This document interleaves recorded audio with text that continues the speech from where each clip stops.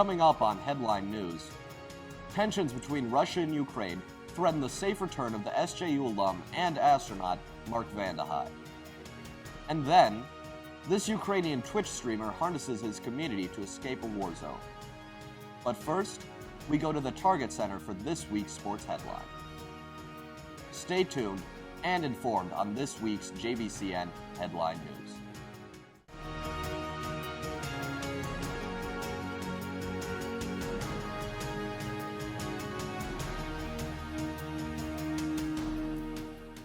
Hello, I'm Connor Williams, and you're watching JBCN Headline News.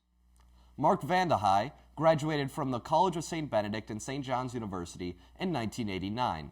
Vandehei just broke the world record for most consecutive days spent in outer space.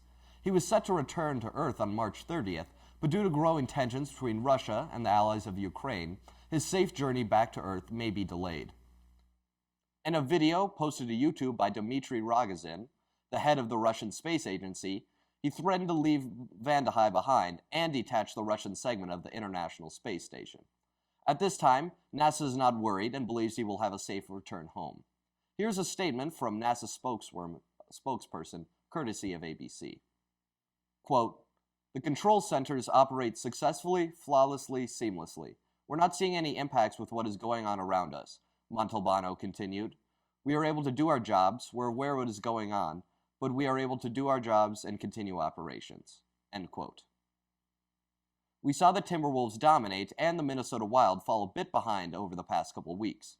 We brought in sports commentator Peyton Nelson to give us the rundown on this week's sports headline.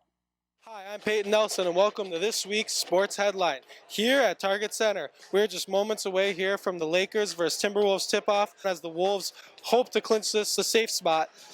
Now moving over to the MLB side of things, the MLB has finally come to terms. They are not in a lockout anymore, so that is now good to see and good to hear. Now transitioning over to the hockey side of things. The Wild have pushed back a little bit, but they hope to continue to move forward and continue to win games and stay healthy as the playoffs are coming up soon. Thank you. Thank you, Peyton. You may have seen this clip from a Twitch stream circulating the internet.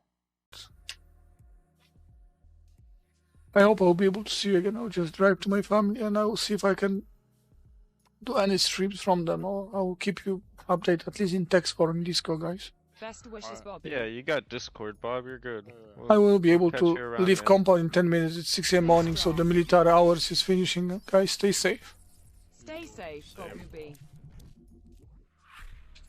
I love you guys. Thank you for whatever you've done to me, for every single one of you, all of you. And I just wish it will not spread from here to everyone else.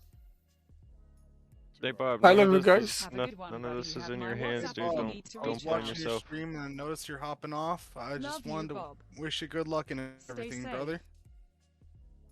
Best wishes, Bob. Thanks, brother. To all of you, thank you very much. Good luck, bother. Keep them safe. Stay safe, guys. We'll see you soon, Bob. Don't even Stay sweat it. safe. We gotcha. Bobby, the streamer in the clip, is a Polish-born Ukrainian resident who plays the popular video game Escape from Tarkov. This clip was taken from his stream the day Russia started invading Ukraine. Using the skills he learned from the game in his Twitch community, he was able to make it to the Ukraine-Poland border.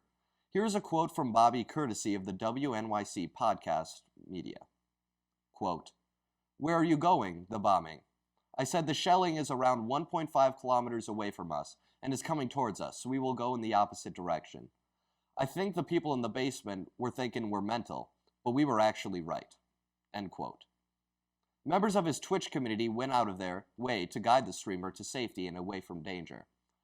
They would use news reports to create maps with routes around the action, then send them to him through the encrypted messaging platform WhatsApp. This way he can download, then turn off cellular data for safety. We at JBCN were able to contact one of the people who helped him. Meet Lottie. Lottie is an administrator in Bobby's Discord server, as well as the director of Nonprofit Gamers for Ukraine. Here's what she had to say and what it was like to help Bobby escape an active war zone. So we started out by helping Bobby and his family as they were fleeing from the eastern area of Ukraine. And we sort of traded off responsibilities between myself, Lottie, and my husband, Tak, as well as Keefe, to make sure that he had 24-hour coverage for support and navigation while we were doing this. It was really interesting on an intellectual level to see how the technology has supported that ability now. So if we were looking at previous iterations of wars, we wouldn't have had access to things like live location tracking and Google Maps, which made it possible for us to navigate him through a scenario that we wouldn't have been able to even 10 years ago, much less 100. And it was incredibly humbling to be able to be on the other side of that and sit in safety here and know that a friend of ours and a close friend at that was experiencing some really terrible situations.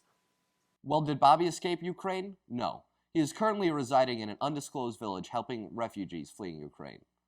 He said, quote, "You all have made me into a hero. Now I need to act like one." End quote. To date, Bobby, with the help of his hundreds of fans, have assisted upwards of 20 refugee families on their journey out of Ukraine, and as of March 17th, they received their first care package from Gamers for Ukraine. As for supporting him now, the outpouring of support that Gamers for Ukraine has received from the community has been amazing. We're working with government organizations and local mayors and other nonprofits so that we can go through and provide support to both the refugees in Ukraine as well as the tiny little villages that are taking them in. And Bobby has helped facilitate a lot of that just because he's on the ground and speaks Ukrainian, which has been really cool to see. And now we're supporting him by helping organize things on our end as best we can. As far as for how Gamers for Ukraine has impacted Bobby, I think it's given him a hope in this particular scenario, where it's so difficult to find hope, especially in wartime and especially dealing with refugees like he is, because he's getting people straight in from Eastern Ukraine from battlefields and giving them a safe harbor and clothing and food and a warm place to rest their head. And in doing that, he's able to see a lot of the things that he sees, but still be able to find a light and some hope at the end of it all. Thank you for joining us. This has been Headline News.